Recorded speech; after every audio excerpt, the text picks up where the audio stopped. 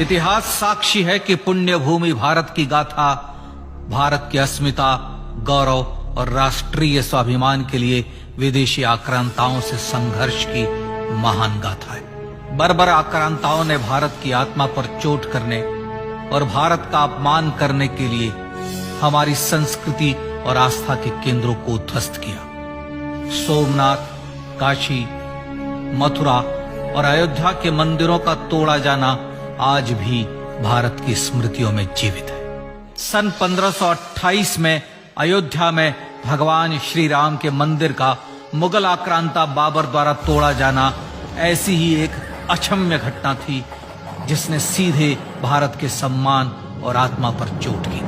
कारण साफ था, अयोध्या के श्री राम के मंदिर पर आक्रमण भारत की आत्मा पर आक्रमण था। जहां हर भारतीय के रोम रोम में राम बसते हैं, वह भारत यह अपमान कैसे सहता। राम मंदिर पर आक्रमण भारत को आहत कर गया था। विदेशी हमलावर अपनी बर्बरता दिखाते गए और भारत अपने आत्म गौरव को फिर से पाने के लिए संघर्ष करता रहा। भारत रामलला के जन्म स्थान पर बाबर के नाम पर बने एक ढांचे को देखता और उसे हटाने का संकल्प लेकर शक्ति संजोया करता। हिंदू समाज आत्मसम्मान के रण में डटा रहा और लगातार हमलावरों द्वारा बनाए गए बाबरी ढांचे को हटाने के लिए लड़ता रहा। सरयू कई बार रक्त से लाल हुई। कभी स्थानीय शासकों ने तो कभी साधु संतों और राम भक्तों ने राम जन्मभूमि की मुक्ति के लिए अपने प्राणों की आहुति दी। 74 बार युद्ध हुए। हम कुछ मोर्चे हारे, पर रण जीतने का संकल्प कभी कम नहीं हुआ। हिंदू समाज तलवारों से रक्त रंजित हुआ, पर उसने हार नहीं मानी।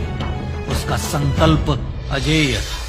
15 अगस्त 1947 को देश की आजादी के साथ सैकड़ों सालों से चले आ रहे इस संघर्ष में नई ऊर्जा और एक नया मोड़ आया। अचानक 23 दिसंबर 1949 को बाबरी ढांचे में श्री राम लला प्रकट हुए। हजारों राम भक्त दर्शन के लिए उमड़ पड़े। तत्कालीन प्रधानमंत्री पंडित जवाहरलाल नेहरू ने उत्तर प्रदेश सरकार को श्री राम लला को विवादित ढांचे से हटाने का आदेश दिया। उत्तर प्रदेश सरकार ने अयोध्या के कलेक्टर को यह काम दिया और यह निर्देश भी कि जरूरत पड़ने पर वे बल का प्रयोग भी करें। अयोध्या के कलेक्टर ने सरकार को उत्तर दिया कि यह नरसंहार के बिना संभव नहीं है, और फिर भी वह ऐसा चाहती है तो किसी दूसरे कलेक्टर से यह काम करवा ले। परिणाम स्वरूप रामलला की मूर्ति वहीं विराजमान रही। विवादित ढांचे को बंद कर दिया गया। केवल पुजारी को सेवा अर्चना के लिए भीतर जाने की अनुमति थी। फिर भी राम भक्त विवादित ढांचे के बाहर से प्रभु श्री राम की आराधना करते रहे। भारत के हिंदू समाज के लिए चुनौतियां और बढ़ गई। मामला अदालत में गया। विपक्षी दलों द्वारा अदालत में भगवान श्री राम के अस्तित्व पर सवाल उठाए गए। उनके अयोध्या में ही जन्म लेने का प्रमाण मांगा गया। भारत का जनमानस अब आहत हो उठा था।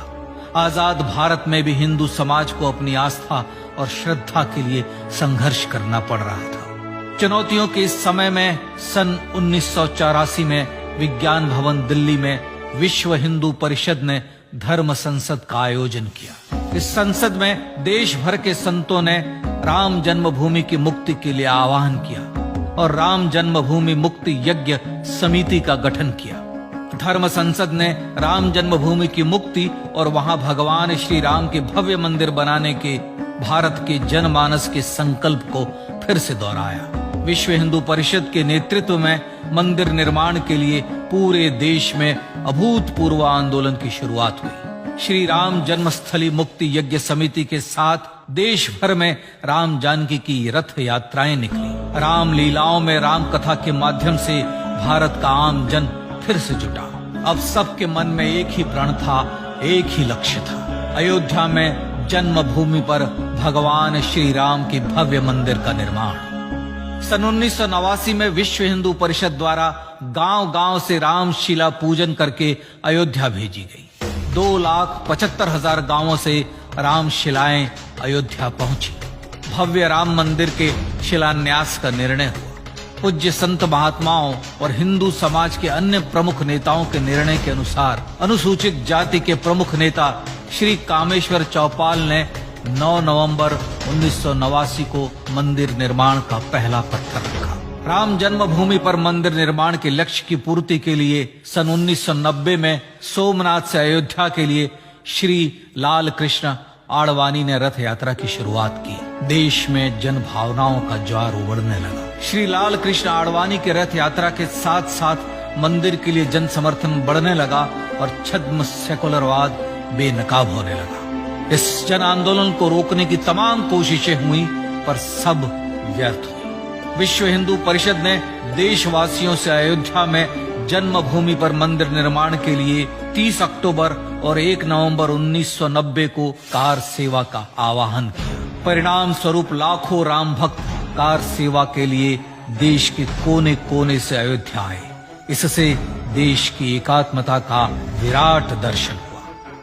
कार सेवकों को रोकने के लिए उत्तर प्रदेश के तत्कालीन मुख्यमंत्री श्री मुलायम सिंह यादव ने अयोध्या में परिंदे को भी पर न मारने देने की घोषणा की। स्थितियां गंभीर हो गई। अयोध्या से 200 किलोमीटर दूर रेलगाड़ियां रोक दी गई। अयोध्या युद्ध भूमि बना दी गई। मार्ग बंद, रेल बंद, चप्पे चप्पे पर पुलिस। अयोध्या सैनिक छावनी में बदल गई। राम नाम पर ऐसी पाबंदी कि अर्थी ले जा रहे लोगों तक को रोका गया क्योंकि वे राम नाम सत्य कह रहे थे। लेकिन सैकड़ों किलोमीटर की यात्रा कर कार सेवक अयोध्या पहुंचने लगे। राम के गीत गाते, होठों पर हंसी और पांव में छाले लिए राम काज के लिए राम भक्त देश विदेश से अयोध्या पहुंच ही गए। कार सेवकों पर गोलियां चली। अनेक कार सेवक शहीद हुए। आजाद भारत में जन्मभूमि पर राम मंदिर के लिए कार सेवकों ने फिर एक बार अपना बलिदान दिया, पर कार सेवकों ने विवादित ढांचे पर भगवा फहरा ही दिया और इस तरह कार सेवा सफल हुई। श्री राम जन्मभूमि आंदोलन ने भारत की सुप्त आत्मा को झकझोर कर जगा दिया।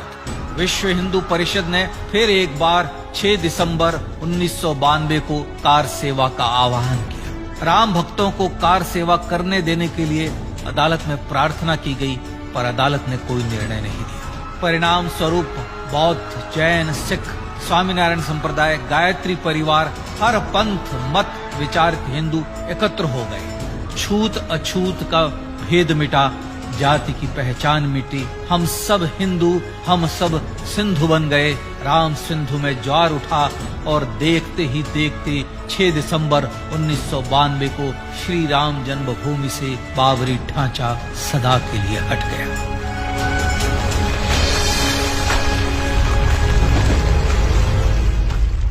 यह क्षण शौर्य, न्याय और सत्यमेव जयते का क्षण था।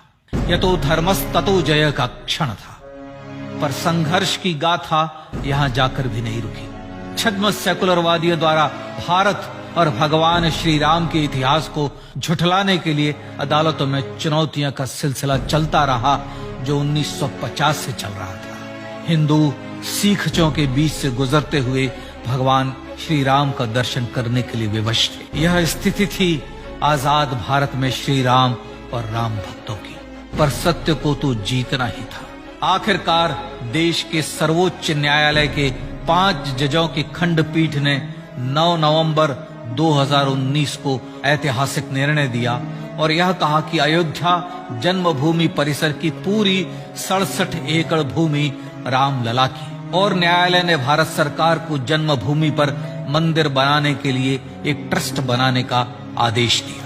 सर्वोच्च न्यायालय के आदेश के अनुसार भारत सरकार ने 5 फरवरी 2020 को श्री राम जन्मभूमि तीर्थ क्षेत्र नाम के ट्रस्ट का गठन किया और राम जन्मभूमि न्यास की भूमि जो सरकार द्वारा अधिग्रहित की गई थी, उसे ही नवनिर्मित न्यास को वापस दे दिया गया। 5 अगस्त 2020 को भारत के प्रधानमंत्री श्री नरेंद्र मोदी ने श्री राम जन्मभूमि तीर्थ क्षेत्र के अध्यक्ष पूज्य महंत नृत्य गोपाल दास, राष्ट्रीय स्वयंसेवक संघ के पूज्य सरसंघ चालक डॉक्टर मोहन भागवत एवं उत्तर प्रदेश के मुख्यमंत्री श्री योगी आदित्यनाथ की उपस्थिति में श्री राम जन्मभूमि पर भगवान श्री राम के भव्य मंदिर के लिए भूमि पूजन कर निर्माण कार्य का शुभारंभ किया। इस तरह लगभग 500 वर्षों से राम जन्मभूमि की मुक्ति के संघर्ष का पटाक्षेप हुआ।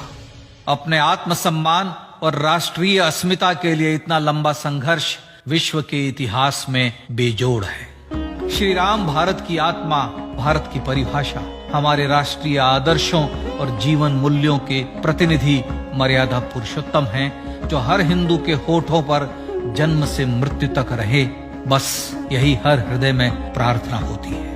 राम भारतीय राष्ट्रीय स्वाभिमान और आसेतु हिमालय से समुद्र पर्यंत तक जन जन को एकात्मता के बंधन में बांधने वाले रक्षा सूत्र है। अयोध्या स्थित श्री राम जन्मभूमि पर बाबर का हमला वास्तव में भारत के स्वाभिमान और राष्ट्रीयता पर हमला था। प्रधानमंत्री श्री नरेंद्र मोदी द्वारा श्री राम जन्मभूमि पर राम मंदिर का पुनः निर्माण न केवल बाबरी मानसिकता का पराभव है, बल्कि संपन्न, सुखी, सुसंस्कृत, सर्वशक्ति संपन्न स्वराष्ट्र का सूर्योदय भी है। यह उस राम राज्य की दिशा में वह कदम है जिसकी अभिलाषा राज राजेंद्र चोल, कृष्णदेव राय, छत्रपति शिवाजी महाराज से लेकर महात्मा गांधी तक ने की थी।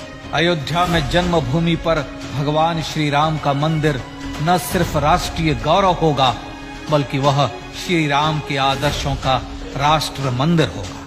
अब वह महान संकल्प पूरा होने जा रहा है। आइए इस राम यज्ञ, राष्ट्र यज्ञ में जिन ज्ञात और अज्ञात भारतीयों ने अपनी आत्माहुति दी है, उनका पुण्य स्मरण कर उन्हें श्रद्धांजलि दी।